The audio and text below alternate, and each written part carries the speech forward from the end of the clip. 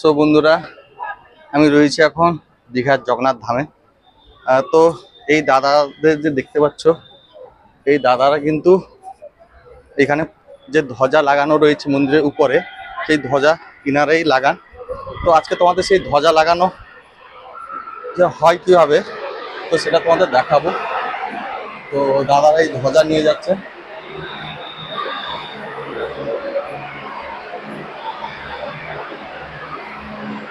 তো এখানে যে গরু স্তম্ভ রয়েছে, সেই গরু স্তম্ভে প্রণাম করছি, হাতে সেই ধ্বজা নিয়েছে। দুজন দাদাই মন্দিরের উপরে উঠে সেই যে মূল দেউল বা মূল মন্দির রয়েছে তার উপর উঠে কিন্তু এই ধ্বজা লাগাবে। তো এই ধ্বজা প্রত্যেকদিন বিকাল 5টায় কিন্তু পরিবর্তন করা হয়। তো এখন যাচ্ছি গর্ভগৃহে। ওনারা সেই গর্ভগৃহে জগন্নাথ দেবকে প্রণাম করে তারপর মন্দিরে উঠবে। ঠিক আছে। তো দাদারা বললেন এখান থেকে জগন্নাথ দেবকে দর্শন করার পর ডান দিকে বা বাম দিকে বেরিয়ে যেতে বললেন। আমরা দেখতে পাচ্ছি বন্ধুরা যে দাদার ভিতরে গেছেন, ভিতরে গিয়ে জগন্নাথ দেবকে প্রণাম করে তারপর মন্দিরে উপরে উঠবেন।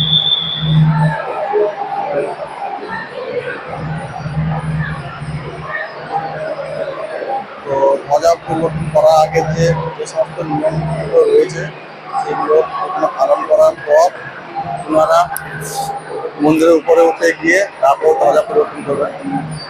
তারপর ভিতরে গিয়ে প্রণাম করছেন।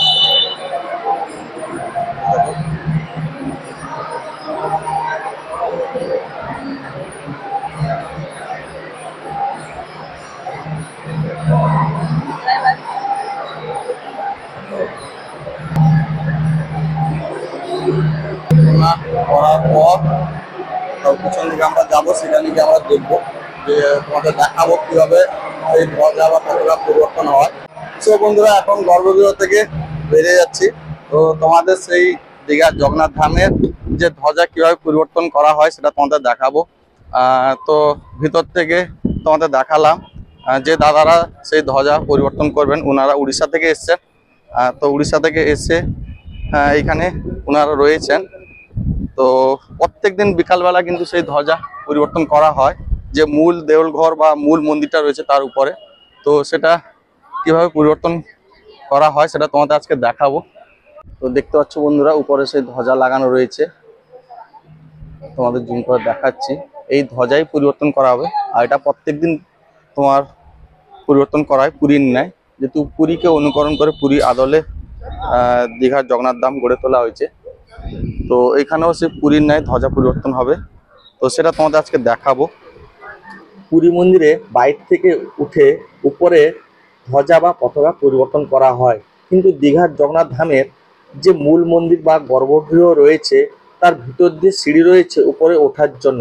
আর এই যে গর্ভগৃহ বা দেউলঘর যে মূল মন্দিরটা দেখতে পাচ্ছ, এর ভিতর দিয়ে কিন্তু এই পাশ দিয়ে সিঁড়ি রয়েছে ভিতরে, আর সে ভিতর দিয়ে সিঁড়ি দিয়ে উপরে উঠে মূল মন্দিরের উপরে গিয়ে সেখানে কিন্তু ধ্বজা পরিবর্তন করা হয়। যেহেতু পুরীর ন্যায় এখানেও প্রত্যেকদিন বিকাল 5টার সময় কিন্তু এই ধ্বজা পরিবর্তন করা হয়। তো সেটা আমরা তোমাদের দেখাবো যে মন্দিরের উপরে কিভাবে ধ্বজা পরিবর্তন করা হয়। তো এখন আমি দাঁড়িয়ে রয়েছি পুরো সেই অশ্বদ্বারের একদম সামনে। এই যে অশ্বদ্বার, এটা দেখতে পাচ্ছ। আজকে দর্শনার্থী দেখতে পাচ্ছ, প্রচুর দর্শনার্থী রয়েছে। এটা প্রত্যেক দিন বিকাল 5টার সময় কিন্তু সেই ধ্বজা পরিবর্তন করা হয়। তো বন্ধুরা দেখতে পাচ্ছ দাদা উঠে গেছে।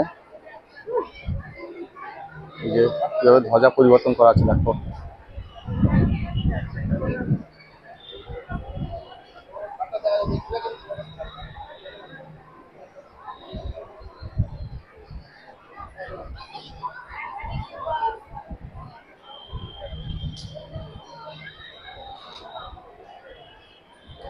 যে দুজন দাদাকে তোমাদের দেখিয়েছিলাম, সেই দুজন দাদাই কিন্তু উপরে উঠে গেছেন সেই নীল চক্রের উপরে।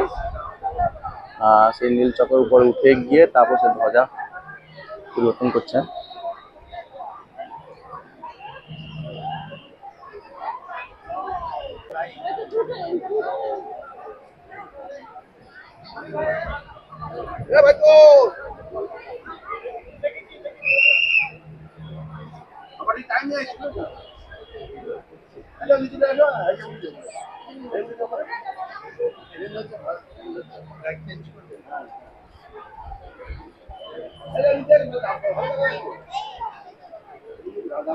একজন দাদা সেই নীল চক্রের উপর বসে পড়েছে। যে বড় চক্রটা দেখতে পাচ্ছ এটা হচ্ছে সেই নীল চক্র।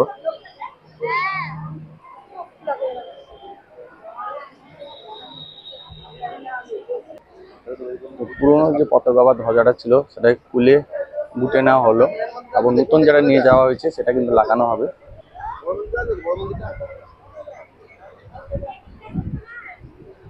তো সেই সুন্দর মুহূর্তের ভিউটা দেখতে পাচ্ছ। তো এটা দেখার জন্য কিন্তু সবাই কিন্তু মোবাইলে ক্যামেরা নিয়ে ছবি তুলছেন। দেখো সবাই কিন্তু যেদিকে তাকাও। তো অশ্বত্থ থেকে কিন্তু সুন্দরভাবে এই ভিউটা দেখতে পাওয়া যায়। তোমরা মন্দির যে কোনো প্রান্ত থেকে এই ভিউটা দেখতে পারো।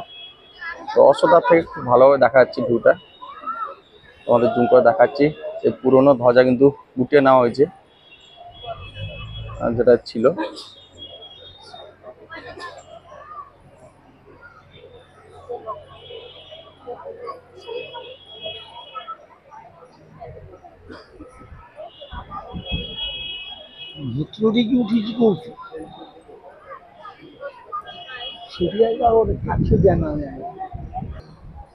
দেখো বন্ধুরা সবাই কিন্তু মোবাইল নিয়ে উপরের দিকে ধরে গেছে সেই সুন্দর মুহূর্তের ভিউটা নেওয়ার জন্য।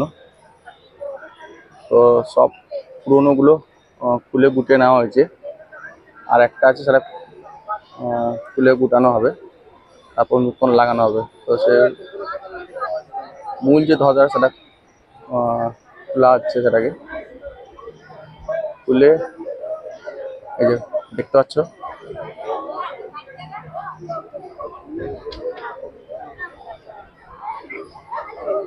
তো সেটাকে খুলে নেওয়া হচ্ছে, এটা ছিল।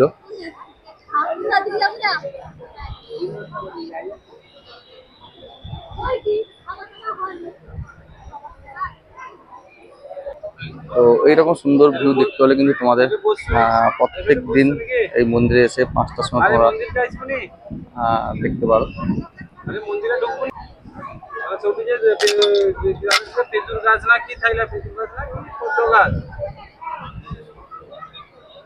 দেখো পুরোনোটাকে খুলে নেওয়া হলো।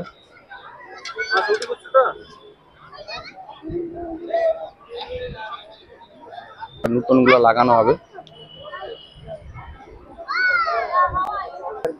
তো দেখো বন্ধুরা সবাই কিন্তু মোবাইল নিয়ে ক্যামেরা নিয়ে উপর দিকে ছবি তুলছেন সবাই। দেখো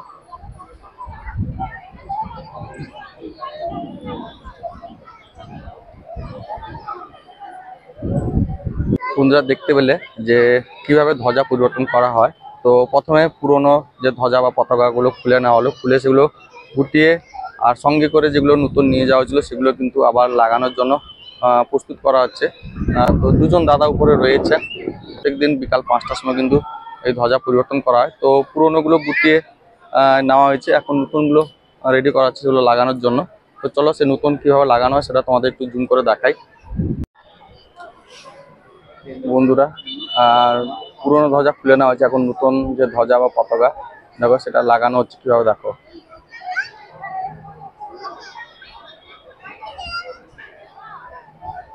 সেই নীল চক্করের উপরে একজন দাদা বসে রয়েছেন। তো ওনারা কিন্তু সেই পুরী থেকে এসছেন। সেই পুরী যে মন্দিরে যারা তোমার এই ধ্বজা বা পতাকা পরিবর্তন করেন ওনাদেরই বংশানুক্রমিক থাকেন পরপর। তো সেই রকম সেখান থেকে দুজন সেই দাদাকে নিয়ে আসা হয়েছে। তো ওনারা এসে এখানেই প্রতিদিন ধ্বজা পরিবর্তন করে। তো দেখো নতুন ধ্বজা লাগিয়ে দেওয়া হলো, দেখতে পাচ্ছ।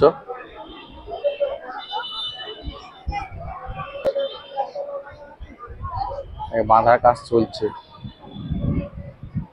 ভালো করে না বাঁধলে হয়তো খুলে যেতে পারে বা বাতাসে উড়ে যেতে পারে।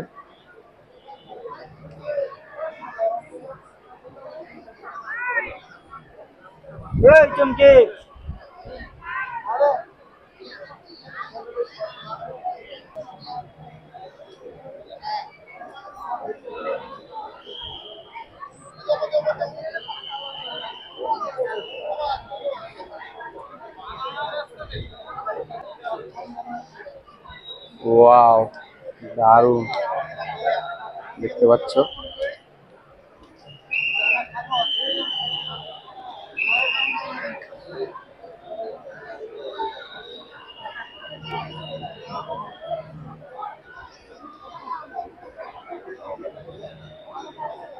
তো দেখতে পেলে কিভাবে পরিবর্তন করা হলো।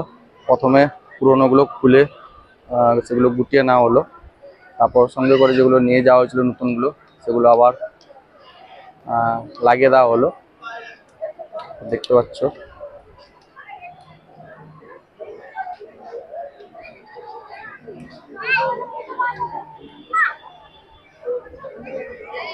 এখন বাঁধার কাজ চলছে, উপরেরটা বাঁধার কাজ হয়ে গেছে, এখন নিচেরটা বাঁধা হচ্ছে। এখন দাদা নামবেন।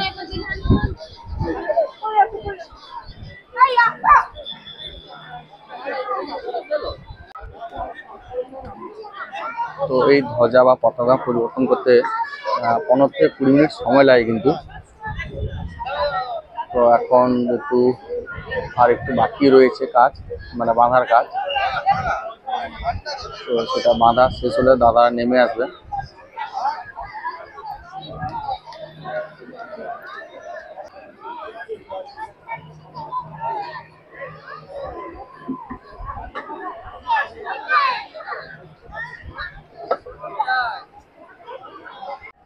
তো বন্ধুরা, বাঁধার কাজ শেষ, তো দাদারা নেমে পড়েছেন। তো এখানে কিন্তু 9টাই ধ্বজা বা পতাকা রয়েছে। এখন দাদাদের বাঁধার কাজ শেষ, এখন নামছেন, দেখতে পাচ্ছ। দেখো কিভাবে নামছে এখন দাদারা।